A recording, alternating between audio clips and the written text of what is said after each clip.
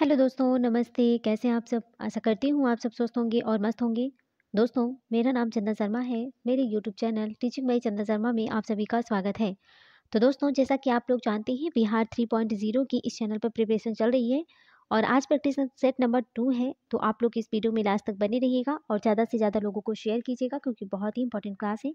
1 to 5 के लिए बहुत इंपॉर्टेंट है और कंटिन्यू हमने प्रीवियस ईयर क्वेश्चन को डिस्कस कर लिया है और प्रैक्टिस 1 हो गया है, प्रैक्टिस दूसरा आज है।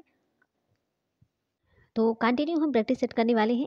120 क्वेश्चन आते हैं, 120 हैं दोस्तों। और इसी 120 नंबर से ही हम हमारा जो है कट ऑफ बनने वाला है। तो हमें यही कोशिश करना है कि 120 में 100 प्लस मार्क्स जिसका होगा उसका परफेक्ट है, उसी का सिलेक्शन होने वाला है। तो हमें अच्छी मेहनत करना होगा और हमें एक सीट लेना है। तो चलिए दोस्तों, इसी के साथ हम चलते हैं अपने क्वेश्चन पर। मेरा पहला क्वेश्चन है, सबसे पहले आप लोगों को चैनल को लाइक कर देना, ठीक है दोस्तों। इस सेशन को लाइक कर दो, इस सेशन को लाइक करके शेयर कर दीजिए। उसके बाद में हम कंटिन्यू क्लास करते हैं, ठीक है। बीच में हमें ये नहीं कहना कि आप लोग लाइक करो शेयर करो। तो पहले आप लोग इसको लाइक करो, शेयर कर दीजिए और जो भी चैनल पर पहली बार विजिट कर रहे हैं, सबसे पहले चैनल को सब्सक्राइब कर बेल आइकन को जरूर प्रेस कर लेंगे जिससे नेक्स्ट नोटिफिकेशन उन तक जरूर पहुंचे, ठीक है। तो चलिए, और जिस क्वेश्चन में हमें ज़रूरत लगेगी कि हमें इसमें एक्सप्लेनेशन कर देना चाहिए, वहाँ पर हम उसको एक्सप्लेनेशन भी कर देंगे दोस्तों, ठीक है। तो मेरा पहला क्वेश्चन आप देख सकते हैं कि एशिया की सबसे बड़ी एवं ताज़ा जल वाली गोखुर झील बिहार में कौन सी है। मोस्ट इंपॉर्टेंट क्वेश्चन है दोस्तों, ये इंपॉर्टेंट है कि एशिया की सबसे बड़ी एवं ताज़ा जल वाली गोखुर झील बिहार में कौन सी है। बिहार में कौन सी है बताइए। कांवर झील है, अनुपम झील है, कुशेश्वर झील है या एक से अधिक है या फिर कोई नहीं है। तो एशिया की सबसे बड़ी एवं ताज़ा जल वाली गोखुर झील की बात करें तो वो है दोस्तों, ऑप्शन ए हो जाएगा कांवर झील। क्या हो जाएगा? कांवर झील। नेक्स्ट क्वेश्चन है कि बिहार के किस जिले में सबसे अधिक सोने का भंडार मिला है। अच्छा, आपको ये बताना है दोस्तों ना, ये जो कांवर झील है ना, ये कांवर झील ये कहाँ पर है? तो बेगूसराय जिले में है। कौन सी जिले में?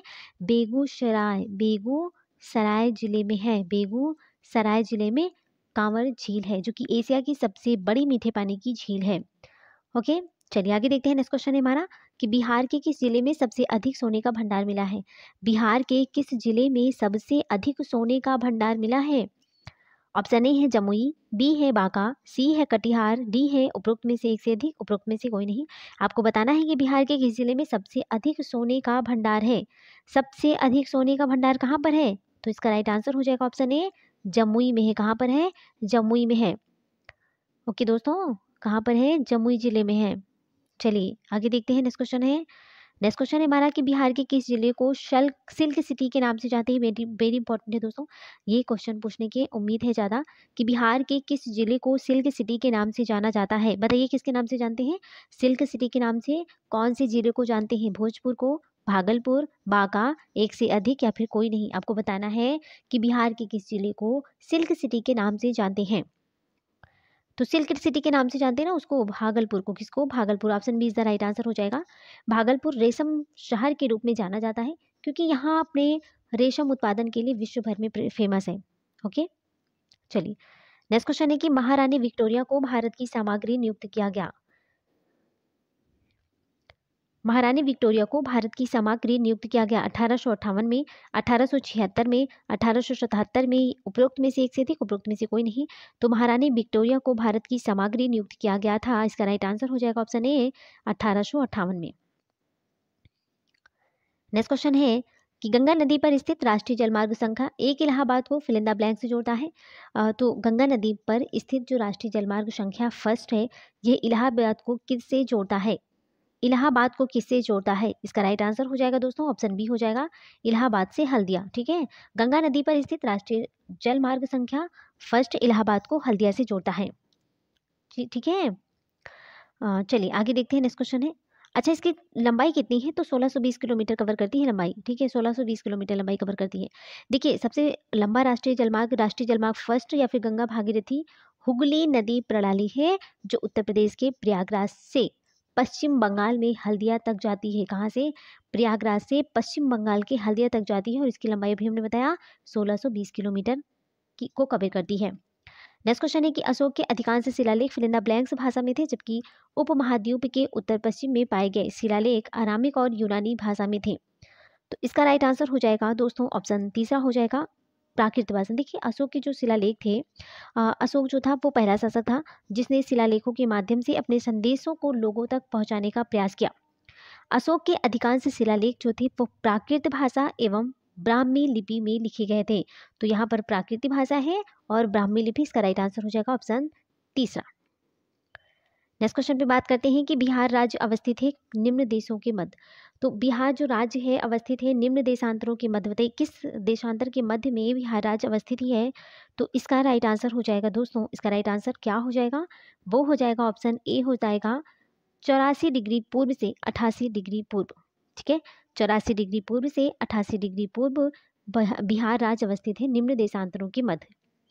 नेक्स्ट क्वेश्चन है कि सुनामी का विनाशकारी रूप, सुनामी का विनाशकारी रूप जिसे भूकंप समुद्री लहरें भी कहा जाता है, सामान्यतः फिलिंदा ब्लैंक्स वाले भूकंप के कारण उत्पन्न होती है। इसका राइट आंसर हो जाएगा दोस्तों ऑप्शन ए हो जाएगा 7.5 तीव्रता वाले भूकंप के कारण उत्पन्न होती है। चलिए नेक्स्ट क्वेश्चन पे बात करते हैं कि मदर टेरेसा के द्वारा स्थापित धर्म संघ क्या कहलाता है। मदर टेरेसा के द्वारा स्थापित धर्म संघ क्या कहलाता है। तो क्या कहलाएगा, इसका राइट आंसर हो जाएगा दोस्तों मिशनरीज ऑफ चैरिटी। क्या बोलते हैं, मिशनरीज ऑफ चैरिटी बोलते हैं। मदर टेरेसा के द्वारा जो स्थापित धर्म संघ है उसको कहते हैं मिशनरीज ऑफ चैरिटी बोलते हैं, मिशनरीज ऑफ चैरिटी कहते हैं। ठीक है, चलिए आगे देखते हैं। नेक्स्ट क्वेश्चन है दोस्तों मिशनरीज ऑफ चैरिटी बोलते हैं। ठीक है, नेक्स्ट क्वेश्चन है कि जय जवान जय किसान का नारा किसने दिया। फटाफट बताइए, ये इंपॉर्टेंट क्वेश्चन है और इजी भी है। बताइए कि जय जवान जय किसान का नारा किसने दिया था। तो जय जवान जय किसान का जो नारा था ना उसको किसने दिया था। इसका राइट आंसर हो जाएगा ऑप्शन ए हो जाएगा लाल बहादुर शास्त्री ने। किसने, लाल बहादुर शास्त्री का जो नारा है वो है जय जवान जय किसान। नेक्स्ट क्वेश्चन है कि जंतर मंतर का निर्माण किया गया था। बताइए जंतर मंतर का जो निर्माण है वो किसके द्वारा किया गया था। अकबर के, शाहजहां ने, महाराजा जयसिंह ने, एक से अधिक है या फिर कोई नहीं है। तो जंतर मंतर की बात करें दोस्तों, जंतर मंतर का जो निर्माण है वो किसने किया था। इसका राइट आंसर हो जाएगा महाराजा जयसिंह ने। किसने किया था, महाराजा जयसिंह ने।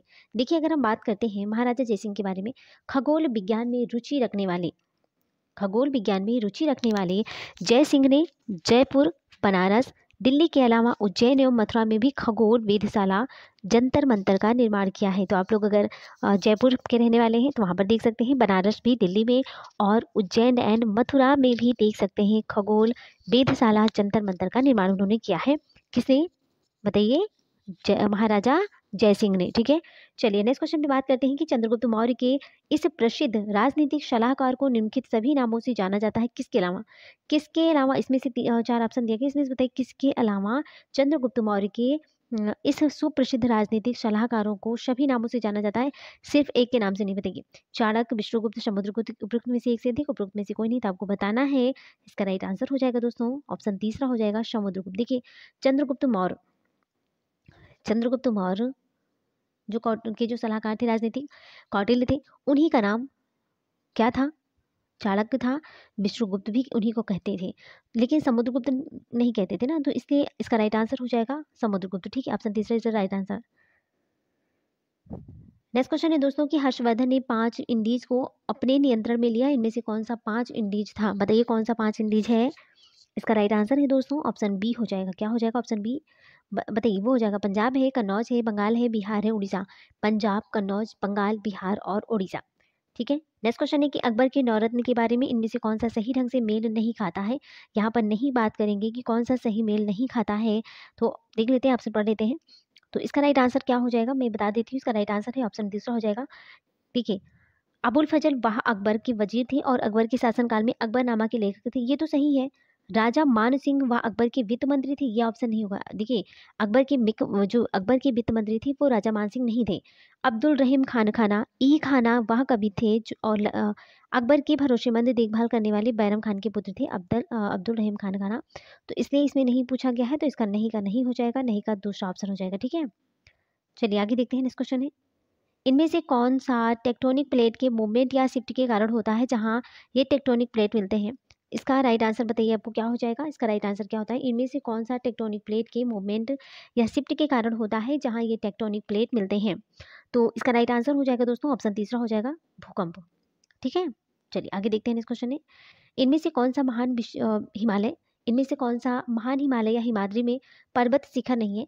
आपको बताना है कि इनमें से कौन सा महान हिमालय या हिमाद्री पर्वत शिखर नहीं है। बताइए कौन सा है जो पर्वत शिखर नहीं है।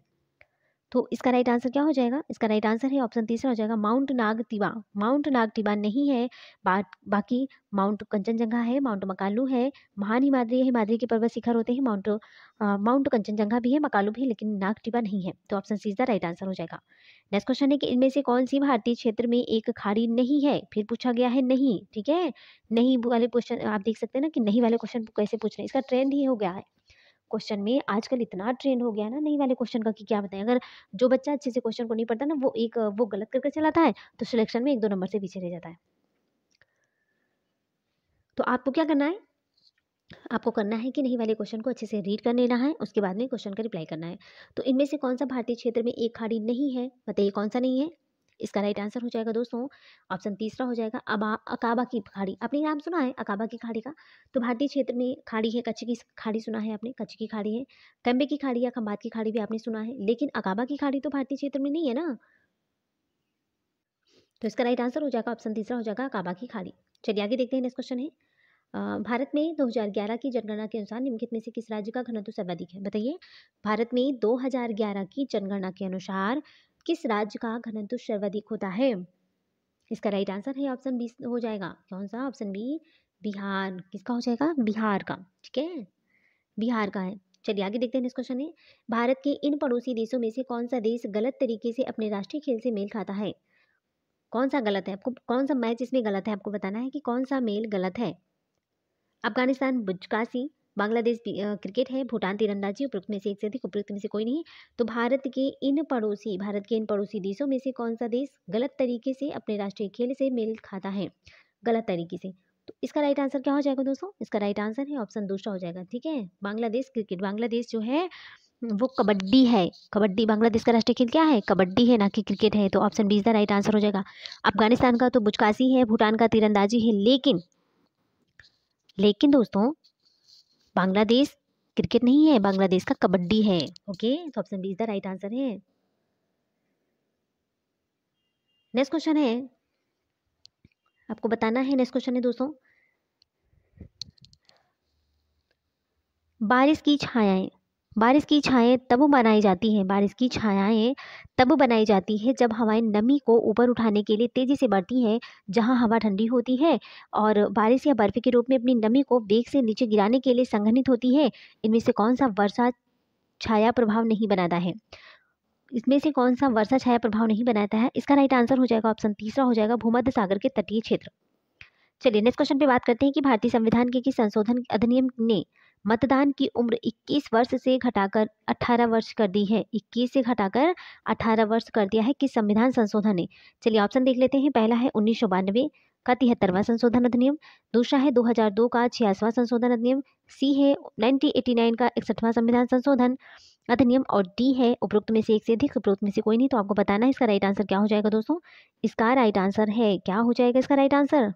इसका राइट आंसर है दोस्तों ऑप्शन तीसरा हो जाएगा 1989 का 81वां संविधान संशोधन अधिनियम, ठीक है। नेक्स्ट क्वेश्चन है कि कलकत्ता अब कोलकाता, देखिए पहले हम इसको कलकत्ता कहते थे लेकिन प्रेजेंट टाइम में क्या कहते हैं? कोलकाता कहते हैं। अच्छा कोलकाता किसकी राजधानी है? बताइए कोलकाता किस राज्य की राजधानी है? कमेंट बॉक्स में बताइए कोलकाता जो है वो किसकी राजधानी है, आपको बताना है।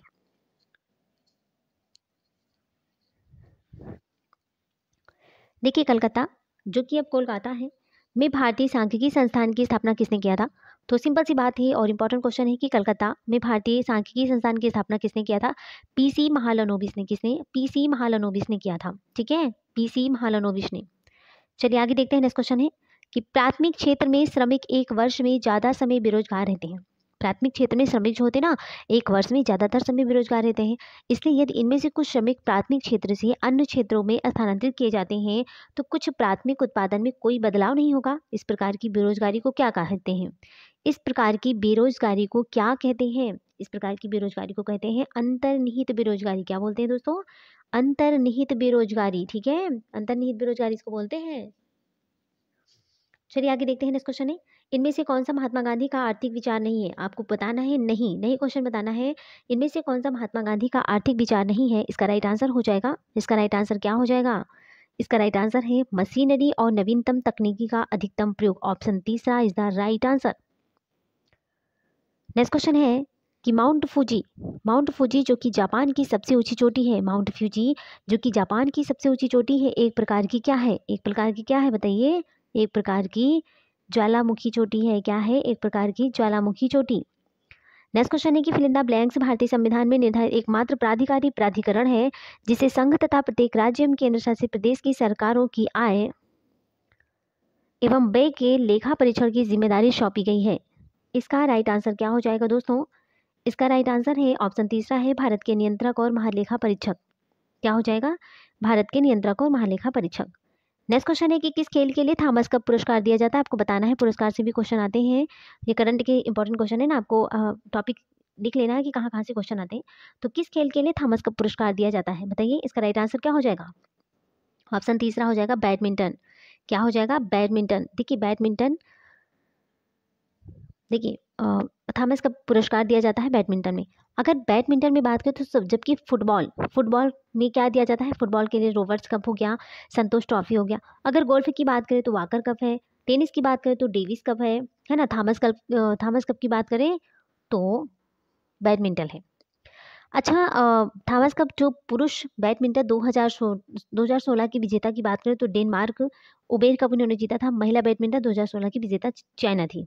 ठीक है, चलिए आगे देखते हैं। नेक्स्ट क्वेश्चन है, भारत दुनिया में फिल इन द ब्लैंक सबसे बड़ा फल उत्पादक है। तो भारत दुनिया में किस नंबर पर सबसे बड़ा फल उत्पादक है। ठीक है, इसका राइट आंसर हो जाएगा ऑप्शन ए हो जाएगा दूसरे नंबर का। भारत दुनिया में दूसरा सबसे बड़ा फल उत्पादक देश है। नेक्स्ट क्वेश्चन है, पूर्व प्रस्तर युगीन अवशेष बिहार के किस भाग में मिलते हैं, बिहार के किस भाग में मिलते हैं। इसका राइट आंसर हो जाएगा ऑप्शन बी हो जाएगा दक्षिणी बिहार में। पूर्व प्रस्तर युगीन अवशेष बिहार के किस भाग में मिलते हैं, तो दक्षिणी बिहार में मिलते हैं। चलिए नेक्स्ट क्वेश्चन पे बात करते हैं कि भारत में कई केंद्रीय सरकारी संगठन है, भारत में कई केंद्रीय सरकारी संगठन है जो कृषि विपणन में शामिल है। इनमें से कौन सा ऐसा संगठन नहीं है, इनमें से कौन सा है जो ऐसा संगठन नहीं है। इसका राइट आंसर हो जाएगा दोस्तों ऑप्शन तीसरा हो जाएगा भारत की कृषि निगम, भारत की कृषि निगम हो जाएगा। नेक्स्ट क्वेश्चन है कि असंगत मैच की पहचान करना। इसमें से बताइए आपको क्या इसमें से कौन सा है जो इनकरेक्ट है, इसमें से कौन सा इनकरेक्ट है, असत्य को चुनना है।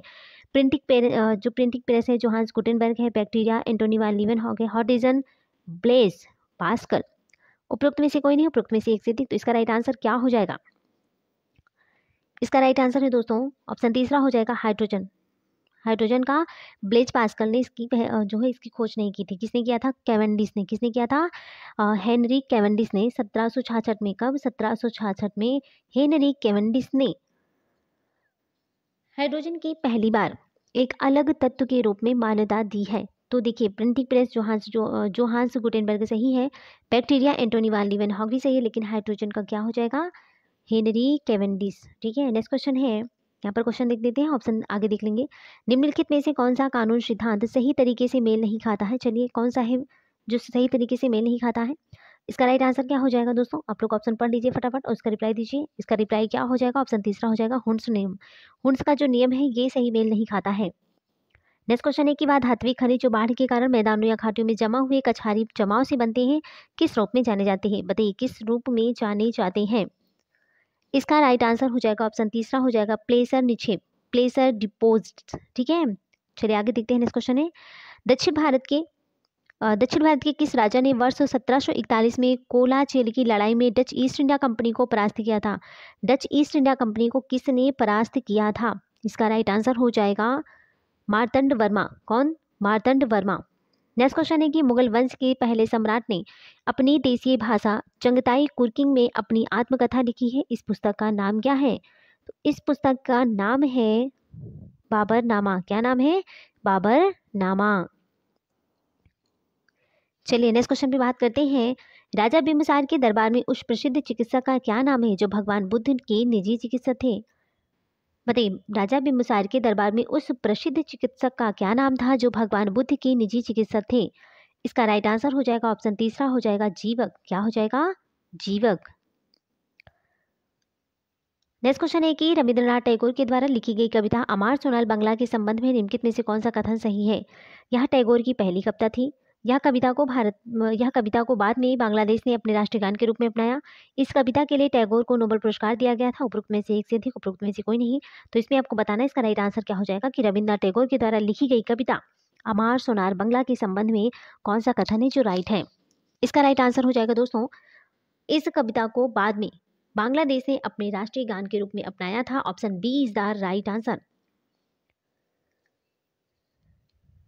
नेक्स्ट क्वेश्चन है, ऑक्सफोर्ड और कैम्ब्रिज नामक दो प्रसिद्ध विश्वविद्यालय निम्नलिखित में से किस देश में स्थित है? ऑक्सफोर्ड और कैम्ब्रिज नामक जो दो प्रसिद्ध विश्वविद्यालय हैं वो किस देश में स्थित है? इसका राइट आंसर हो जाएगा, ऑप्शन तीसरा हो जाएगा, यूनाइटेड किंगडम। ठीक है, यूनाइटेड किंगडम। नेक्स्ट क्वेश्चन है कि बिहार में प्राप्त मौर्यकालीन अभिलेखों की भाषा और लिपि कैसी है? तो आपको बताना है दोस्तों, यहाँ पर बताना है कि बिहार में प्राप्त मौर्यकालीन अभिलेखों की लिपि और भाषा कैसी है? इसका राइट आंसर हो जाएगा, ऑप्शन तीसरा हो जाएगा, ब्राह्मी और प्राकृत। अभी हमने बताया था ना, अभी हमने डिस्कस किया था। देखिए, मौर्यकालीन जो अभिलेख हैं, मौर्यकालीन अभिलेख ब्राह्मी, प्राकृत तथा अरामाइका लिपि से प्राप्त होते हैं, लेकिन बिहार में यह सिर्फ ब्राह्मी और प्राकृत भाषा में मिले हैं। बिहार की बात करें तो ये ब्राह्मी और प्राकृत भाषा। ठीक है, चलिए आगे देखते हैं। नेक्स्ट क्वेश्चन है, निम्नलिखित में से किस हिल स्टेशन पर आपको चेपारा झरना, पोथुमेंडू व्यू पॉइंट और अटुकाद झरना मिलेंगे?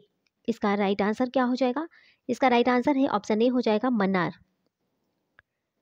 नेक्स्ट क्वेश्चन है कि वेनिस शहर जो नहरों और पुलों से युक्त है निम्नलिखित में से किस देश में स्थित है? तो वेनिस शहर जो नहरों और पुलों से युक्त है किस देश में स्थित है? इसका राइट आंसर क्या हो जाएगा? इसका राइट आंसर है ऑप्शन ए हो जाएगा, डेनमार्क। क्या हो जाएगा? सॉरी, इसका हो जाएगा, डेनमार्क नहीं होगा। वेनिस शहर जो नहरों और पुलों से युक्त है निम्नलिखित में से किस देश में है? तो इसका राइट आंसर हो जाएगा दोस्तों, ऑप्शन तीसरा हो जाएगा, इटली होगा। क्या होगा? इटली। देखिए, वेनिस का तैरता हुआ शहर जो है दुनिया के सबसे असाधारण शहरों में से एक है। भाई, वेनिस का तैरता हुआ जो शहर है ना, वो दुनिया का सबसे असाधारण शहरों में से एक है, जो उत्तरी इटली में एड्रियाटिक सागर के सिरे पर वेनिस लेगून के बीच में 118 द्वीपों पर बनाया गया है। कितना? 118 द्वीपों पर बनाया गया है। चलिए आगे देखते हैं। नेक्स्ट क्वेश्चन है, पोनमुंडी दक्षिण भारत का एक छोटा सा हिल स्टेशन है। जो पोनमुंडी है वो दक्षिण भारत का एक छोटा सा हिल स्टेशन है। यह किस शहर के पास में स्थित है? इसका राइट आंसर क्या हो जाएगा? इसका राइट आंसर है जो दोस्तों, ऑप्शन तीसरा हो जाएगा, तिरुवनंतपुरम। तिरुवनंतपुरम। ठीक है, पोनमुंडी गोल्डन पीक भारत में केरल के तिरुवनंतपुरम जिले में पोरिंगमाला पंचायत का एक हिल स्टेशन है। ठीक है, option C is the right answer हो जाएगा। नेक्स्ट क्वेश्चन है दोस्तों कि वेनिस शहर, इसको हमने डिस्कस किया ना, वेनिस शहर वाला, तिरुवनंतपुरम भी कर लिया। चलिए नेक्स्ट क्वेश्चन पे बात करते हैं। निम्नलिखित में से कौन सा शहर पश्चिमी ऑस्ट्रेलिया की राजधानी है? आपको बताना है पश्चिमी ऑस्ट्रेलिया की राजधानी क्या है। इसका राइट आंसर हो जाएगा, ऑप्शन बी हो जाएगा, पर्थ। देखिए दोस्तों, आपको देश और देश की राजधानी याद कर लेना, क्योंकि 2-3 क्वेश्चन पूछे जा सकते हैं। ठीक है, वर्ल्ड ज्योग्राफी और इंडियन ज्योग्राफी दोनों से क्वेश्चन पूछते हैं। नेक्स्ट क्वेश्चन है कि भारतीय संविधान के आर्टिकल 161 के अनुसार निम्नलिखित में से किसे सजा माफ करने या सजा में हेरफेर करने की शक्ति प्राप्त होती है? तो इसका राइट आंसर क्या हो जाएगा? ऑप्शन तीसरा हो जाएगा, विभिन्न राज्यों के राज्यपाल के पास ये शक्ति होती है कि सजा माफ करने या सजा में हेरफेर करने की शक्ति होती है। ठीक है, ओके, ठीक है। चलिए आगे देखते हैं। नेक्स्ट क्वेश्चन है दोस्तों कि बिहार में स्थापित किस वंश को पृथुहंता वंश भी कहा जाता है? बिहार में स्थापित कौन सा वंश था जिसको पृथुहंता वंश भी कहते थे? पृथुहंता वंश किसे कहते थे? इसका राइट आंसर क्या हो जाएगा? हर्यक वंश में। कौन सा हो जाएगा? हर्यक वंश। देखिए दोस्तों, जो हर्यक वंश था ना, हर्यक वंश को ही पृथुहंता वंश के रूप में जाना जाता है। इस वंश की स्थापना की बात करें तो 544 ईसा पूर्व में बिंबिसार के द्वारा की गई थी।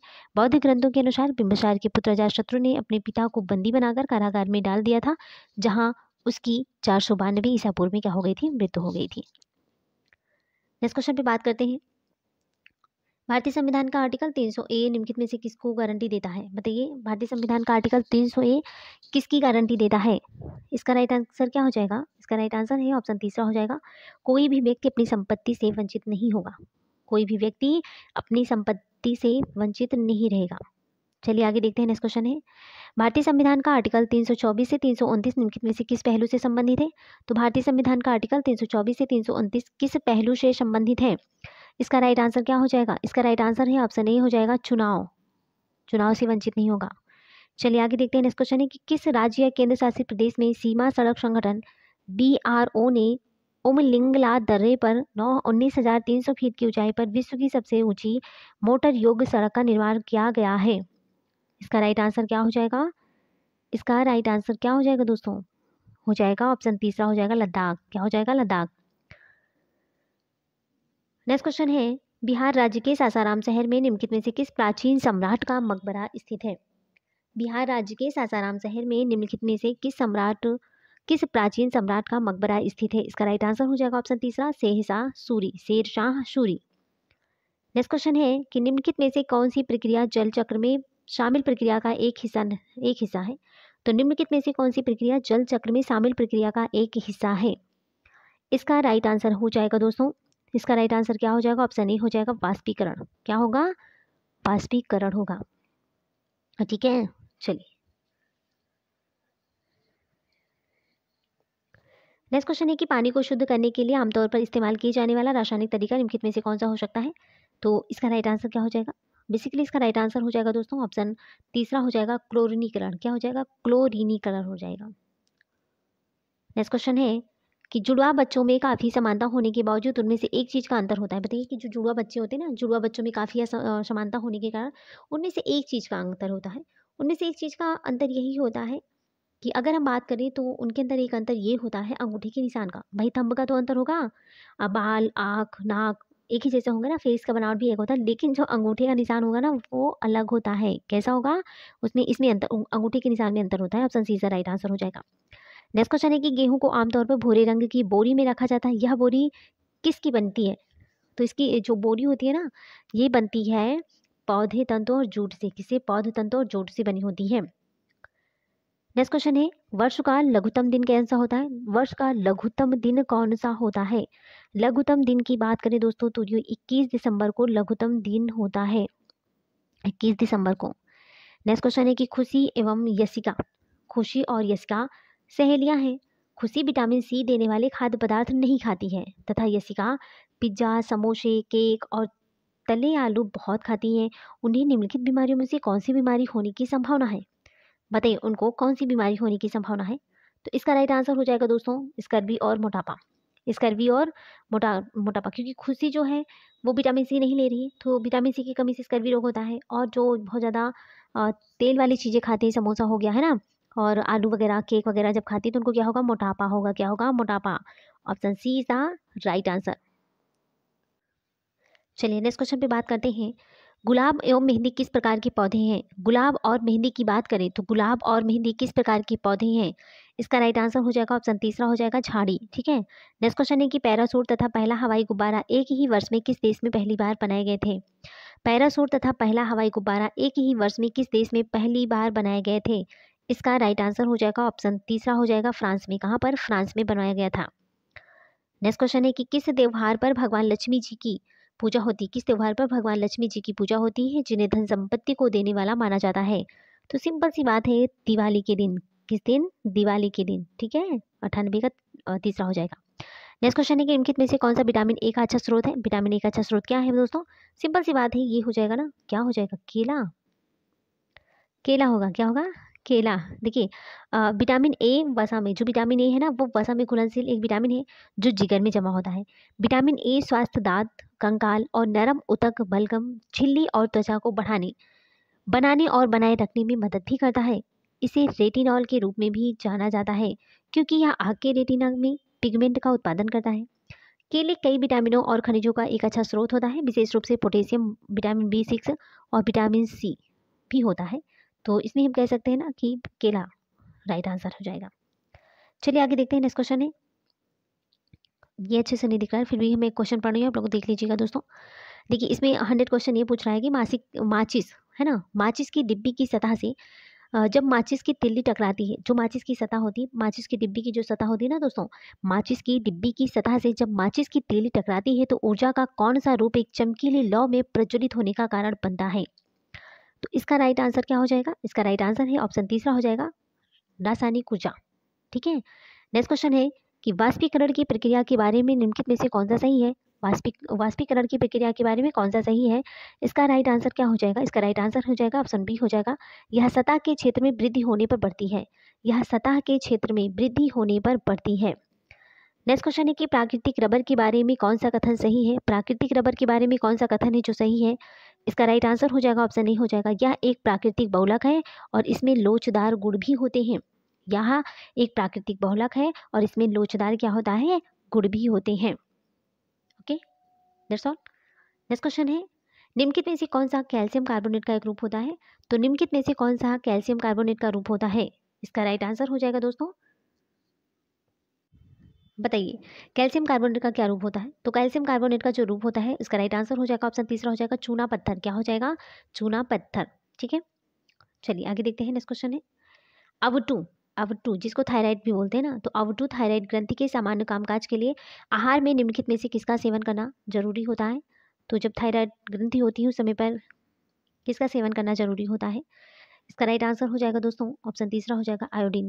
ठीक है, आयोडीन का सेवन करना चाहिए। नेक्स्ट क्वेश्चन है, मैग्नोलियोफाइटा मैग्नोलियोफाइटा पुष्पीय पादप है जिन्हें फिल इन द ब्लैंक्स भी कहा जाता है।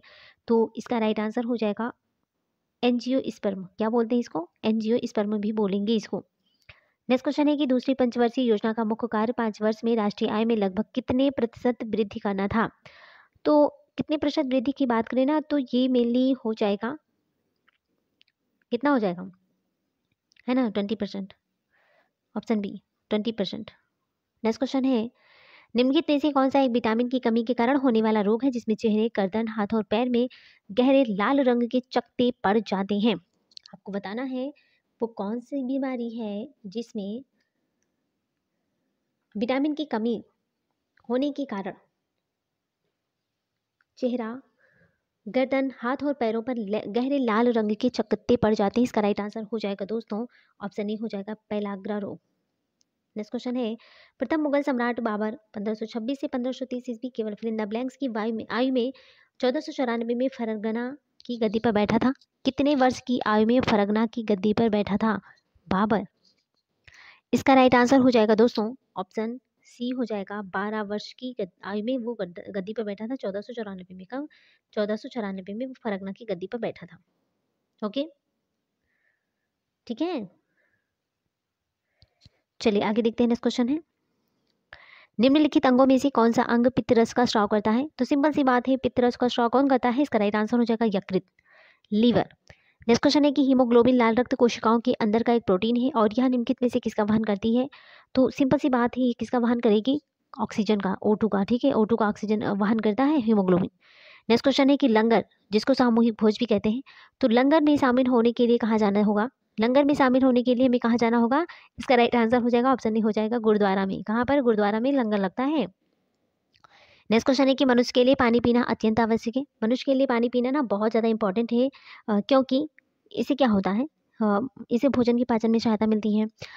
अपाच्य भोजन तथा बिना पचा हुआ भोजन बाहर फेंकने में सहायक होता है, या पसीने के कारण निकले पानी की पूर्ति के लिए होता है, या एक से अधिक है, कोई नहीं है। तो आपको बताना है कि मनुष्य के लिए पानी पीना अत्यंत आवश्यक है। क्यों मनुष्य के लिए पानी पीना अत्यावश्यक है? क्यों? इसका राइट आंसर हो जाएगा दोस्तों चौथा, उपयुक्त में से एक से अधिक। नेक्स्ट क्वेश्चन है कि राष्ट्रीय गान की जो राष्ट्रीय गान को गाने की सही अवधि क्या होती है, सही समय क्या है? तो राष्ट्रीय गान को गाने में कितना समय चाहिए? तो होता है 52 सेकंड। कितना? 52 सेकंड का समय होना चाहिए। नेक्स्ट क्वेश्चन है कि जलती मोमबत्ती पर एक गिलास रख देने से मोमबत्ती बुझ जाती है। भाई जल्दी मोमबत्ती है, उस एक मोमबत्ती जल रही है, आप लोग प्रैक्टिकल करके देखिएगा आज घर पर। जल्दी हुई एक मोमबत्ती है, उसको रखिएगा, उसके ऊपर से ग्लास को, एक खाली ग्लास को रख दीजिएगा। तो इससे क्या होगा? हवा का भार होता है, जलने के लिए हवा ऑक्सीजन की ज़रूरत होती है, सांस लेने के लिए हवा चाहिए, उपयुक्त में से एक से अधिक या फिर कोई नहीं। तो इसका राइट आंसर क्या हो जाएगा दोस्तों? इसका राइट आंसर है ना, जलने के लिए हवा ऑक्सीजन की ज़रूरत होती है। क्योंकि जैसे जल रही है मोमबत्ती जल रही है, ठीक है, मोमबत्ती जल रही है, उससे हम एक गिलास, एक खाली गिलास से अगर हम उसको ढक देंगे ना तो मोमबत्ती बुझ जाएगी। क्योंकि हमें मोमबत्ती को जलाने के लिए ना ऑक्सीजन की ज़रूरत होती है, ऑक्सीजन की ज़रूरत होती है जलने के लिए। कोई भी चीज़ जलने के लिए ऑक्सीजन की ज़रूरत होती है। चलिए आगे देखते हैं, जैसे हमें जीने के लिए ऑक्सीजन की ज़रूरत है उसी तरह किसी भी चीज़ को जलने के लिए ऑक्सीजन की ज़रूरत ही होती है। नेक्स्ट क्वेश्चन है कि विटामिन डी का प्रमुख स्रोत क्या होता है? विटामिन डी के प्रमुख स्रोत की बात करें दोस्तों तो वो होता है सूरज। क्या है? सूरज है। नेक्स्ट क्वेश्चन है कि हरा स्वर्ण किसे कहा जाता है? इंपॉर्टेंट क्वेश्चन है ये, क्वेश्चन बहुत इंपॉर्टेंट है। हरा स्वर्ण किसे कहते हैं दोस्तों? सिंपल सी बात है और क्वेश्चन भी अच्छा है। हरा स्वर्ण किसे कहते हैं? वनों को कहते हैं। किसको कहते हैं? वनों को। Option C is the right answer. ठीक है, नेक्स्ट क्वेश्चन है कि एक अस्पताल को कांच की बोतलें, कांच की सिरिंज आदि को किस रंग के कूड़ेदान में फेंकना चाहिए? एक अस्पताल है ना, एक अस्पताल है, वहाँ पर कांच की बोतलें हो गई, कांच की सिरिंज हो गई, इसको आखिर हम फेंकेंगे, डस्टबिन में डालेंगे, लेकिन वो किस कलर का डस्टबिन होगा? कूड़ेदान में, बताइए। चलिए आगे देखते हैं इसका राइट आंसर क्या हो जाएगा।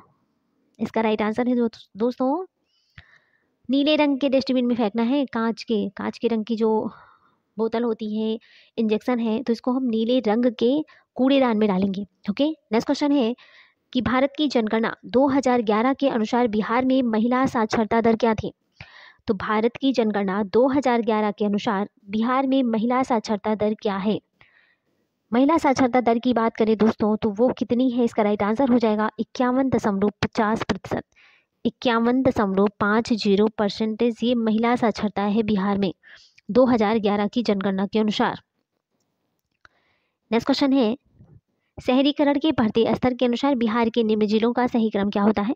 तो शहरीकरण के बढ़ते स्तर के अनुसार बिहार के निम्न जिलों का सही क्रम क्या होता है? इसका राइट आंसर हो जाएगा दोस्तों ऑप्शन तीसरा हो जाएगा, नालंदा है, मुंगेर है, पटना है। भाई नालंदा है, मुंगेर है, पटना है, ठीक है, नालंदा, मुंगेर और पटना। चलिए नेक्स्ट क्वेश्चन है और लास्ट क्वेश्चन है आज का हमारे प्रैक्टिस सेट का कि वह विकल्प चुनिए जो बिहार की 7 निश्चय भाग 2 योजना का हिस्सा नहीं है। बताइए भाग 2 योजना का हिस्सा कौन सा नहीं है? इसका राइट आंसर क्या हो जाएगा? ऑप्शन तीसरा हो जाएगा सभी के लिए वायु मार्ग। देखिए सशक्त महिला, सक्षम महिला, सशक्त महिला और सक्षम महिला ये है, हर खेत में सिंचाई का पानी ये है, और सभी के लिए वायु मार्ग नहीं है। तो इसलिए यहाँ पर नहीं पूछा गया है, तो नहीं का नहीं ही बताना है, ठीक है। तो चलिए, तो दोस्तों यहाँ पर हमारे क्वेश्चन समाप्त होते हैं। Thanks for watching. दिल से बने रहने के लिए।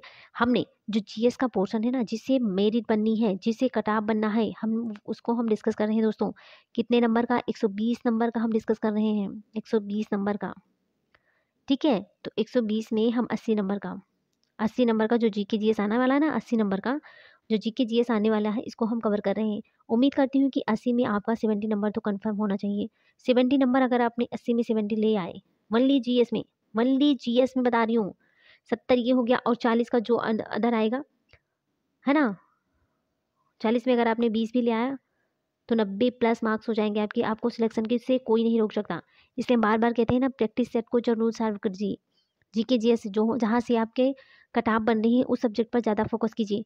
और करंट अफेयर का क्लास कम से कम क्वेश्चन की बात करें तो 20 क्वेश्चन करंट अफेयर से ही आएंगे दोस्तों। 20 ही देख लीजिए आप लोग। मैथ से पूछेंगे 10-12 नंबर जो है, 10 से 15 सोच लीजिए रीजनिंग हो जाएगी, ठीक है। तो ऐसे आपको ना 120 क्वेश्चन पे अच्छी पकड़ बनाना। भाषा में तो हर कोई पास हो जाएगा, 9 नंबर हर कोई ले आएगा। जो कभी नहीं पढ़ा है हिंदी इंग्लिश वो भी ले आएगा। तो आपको 120 पर टारगेट करना है, 120 नंबर को आपको टारगेट करना है, इसमें अच्छे मार्क्स लाने हैं, ठीक है। चलिए दोस्तों, अगर आप हमारे चैनल पर पहली बार विजिट कर रहे हैं तो सबसे पहले चैनल को सब्सक्राइब करके बेल आइकन को प्रेस करना है, जिससे नेक्स्ट नोटिफिकेशन आप तक जरूर पहुंचे। ये सेशन आपको कैसा लगा, इस सेशन को आप लोग दिल से लाइक कर दीजिएगा और कमेंट करके जरूर बताइएगा कि आपको हमारी वीडियो कैसी लगी, आपको हमारा कंटेंट कैसा लगा। तो प्लीज़ कमेंट करना बिल्कुल मत भूलिएगा, हमें आपके कमेंट का इंतजार रहेगा। और दोस्तों, इस सेशन को ज़्यादा से ज़्यादा लोगों को शेयर करो, जिससे दूसरों को भी बेनिफिट मिल सके, क्योंकि बहुत इंपॉर्टेंट क्लास है। तो आप लोग इसको मिस मत कीजिएगा, ठीक है। और जो भी सोशल मीडिया यूज करते हैं वहाँ पर इस सेशन को शेयर कर दीजिए। ओके, चलिए तो दोस्तों, इसी के साथ हम मिलते हैं नेक्स्ट वीडियो में। तब तक के लिए bye bye, take care, see you.